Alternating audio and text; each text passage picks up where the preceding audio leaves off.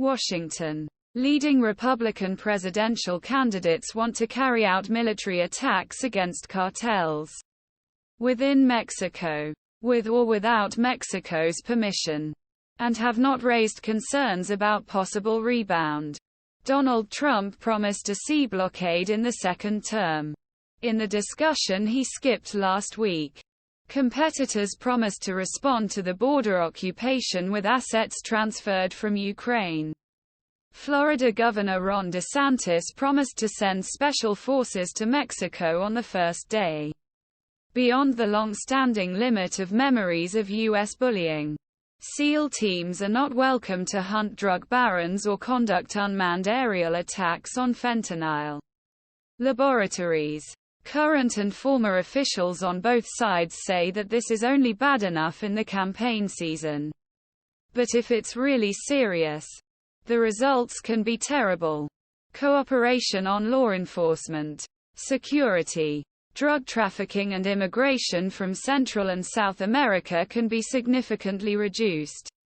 Although Mexico is largest trading partner of both countries and the other, it can restrict cross-border trade by cutting staff at ports of entry.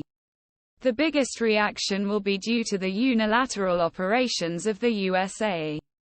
President Andrés Manuel López Obrador described the increasing calls for military action as aggressive and disrespectful. On Monday, he accused the candidates of doing mooring while trying to outdo Donald Trump, who was ahead with extreme anti-immigrant policy.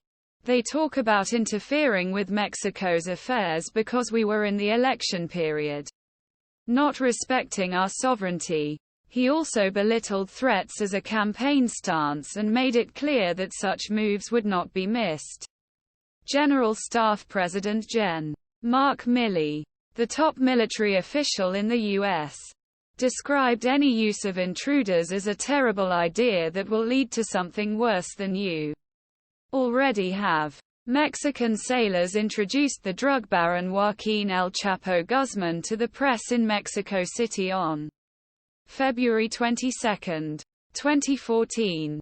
The Sinaloa cartel leader, most sought by the U.S. and Mexican anti-drug organizations, was arrested early that day by Mexican seafarers in a resort in Mazatlan. He is currently serving a life sentence in a federal prison in Colorado. Following the supply chain cuts during the pandemic period, U.S. manufacturers are shifting production from Asia, while Mexico is preparing for an explosion. More than 3/4 of Mexico's exports go to the USA. However, the issue of military intervention is so sensitive that any president in Mexico must respond incredibly strongly, even if it harms the country's economy, said Andrew Selee, head of the Immigration Policy Institute. It worries me that people talk about it, he said, because this creates a resistance to cooperation with the United States in organized crime in Mexico. These are international businesses. You have to go to them more than once on both sides of the US and Mexican border. If you lose cooperation, you cannot do this. Surveys show that just over